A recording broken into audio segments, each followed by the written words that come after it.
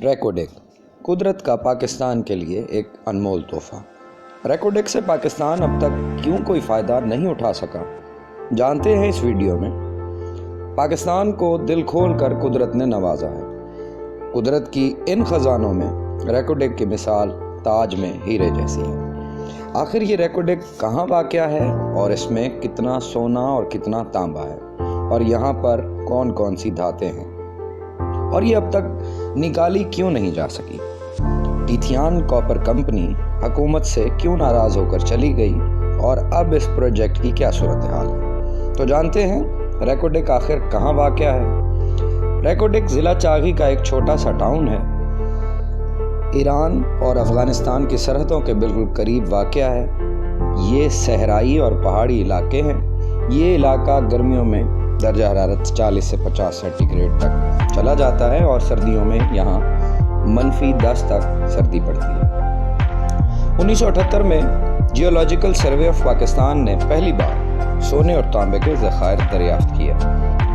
اس وقت پہلی بار پتہ چلا کہ یہ چھوٹا سا علاقہ پاکستان کی تقدیر بدل سکتا ہے۔ سروے میں اس وقت اس بات کا بھی پتہ چلا یہ خزانہ دنیا میں موجود سونے اور تانبے کے ذخائر میں سے 5ویں نمبر پر بڑا ذخیرہ ہے۔ ریکوڈیک مقامی زبان میں ریتلی پہاڑی کو کہتے ہیں۔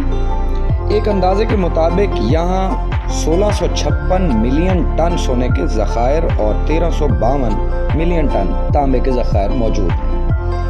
اب یہاں یہ بات ذہن میں آتی ہے، اگر اتنا خزانہ پاکستان کے پاس موجود ہے تو پاکستان اب تک غریب ملک کیوں ہے؟ ان ذخائر کو بیچ کر پاکستان اپنے تمام مسائل کیوں نہیں حل کر لیتا؟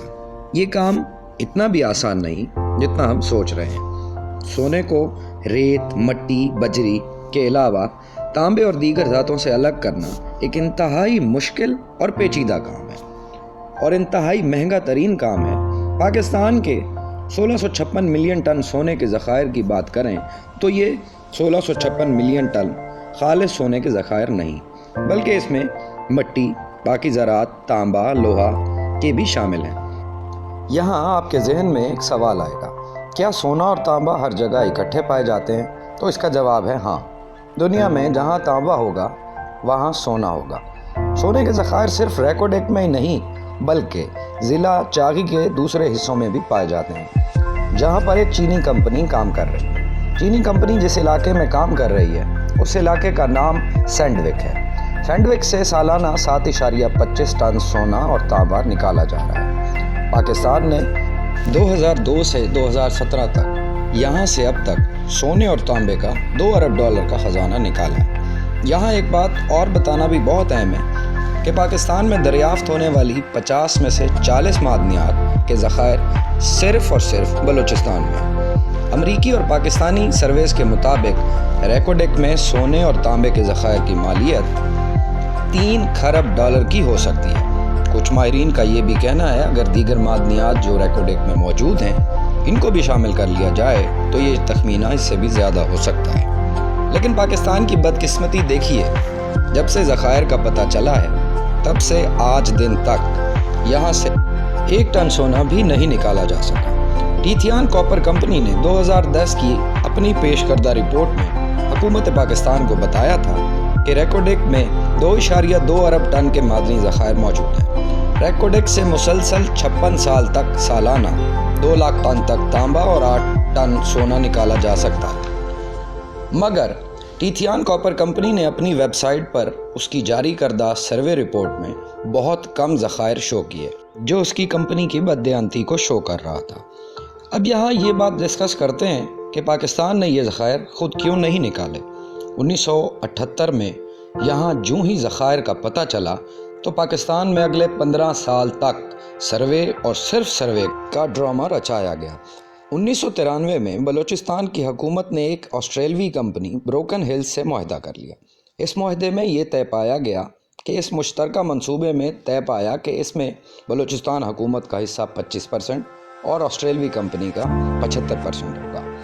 بلوچستان کو 2% رائلٹی بھی ملے گی۔ اس معاہدے میں یہ بھی طے پایا کہ اس کا مائننگ کا لائسنس اس کمپنی کو ہی ملے گا، مگر شروع میں ہی اس آسٹریلوی کمپنی نے خرید و فروخت کا گورکھ دھندا شروع کر دیا۔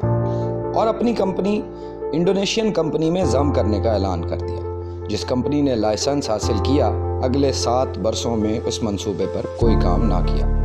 اس سے پاکستان کی قسمت تو نہ بدلی مگر کمپنی نے اپنے شیئرز کی ملکیت ضرور بدل لی۔ نئی کمپنی BHP نے معاہدہ کی کمزور شقوں کا فائدہ اٹھایا اور اپنی سسٹر کمپنی کو اپنے 75% شیئرز منتقل کر دیے، جس کے بعد ٹیتیان کاپر کمپنی رجسٹر کروائی اور پھر یہ پتہ چلا کہ یہ کمپنی 4 کمپنیوں کا جوائنٹ وینچر ہے۔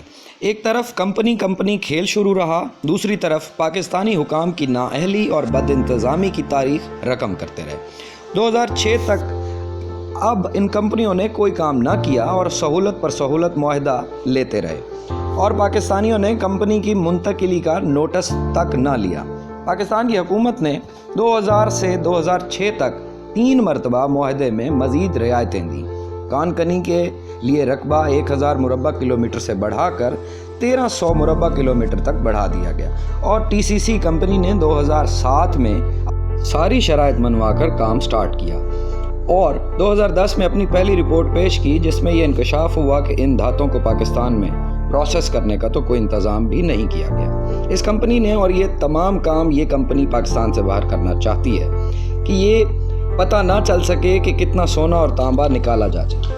بلوچستان حکومت نے اس بات کی اجازت نہ دی، اس بات پر کمپنی ناراض ہو گئی۔ بلوچستان حکومت نے ان کی مائننگ لائسنس کو منسوخ کیا اور اس کمپنی نے بلوچستان ہائی کورٹ سے رجوع کیا۔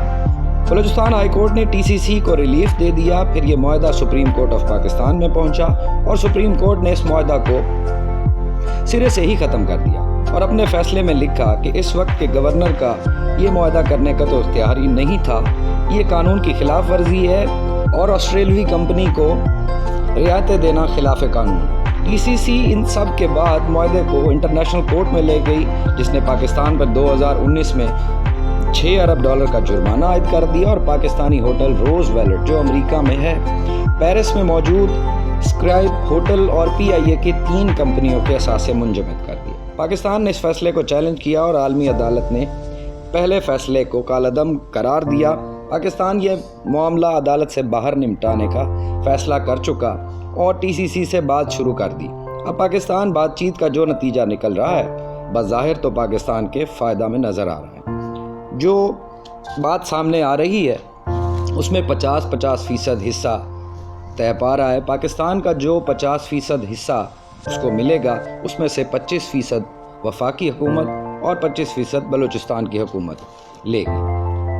اب تک تو یہ معاہدہ خوش آئند لگ رہا ہے اور امید ہے TCC جلد سونا اور تانبا نکالنا شروع کر دے گی اور میں امید کرتا ہوں کہ ریکوڈیک کے متعلق آپ کے بہت سے سوالات کا جواب آپ کو ملا ہوگا۔ اگر یہ انفارمیشن آپ کو اچھی لگی ہو تو چینل کو سبسکرائب کریں۔ بہت شکریہ۔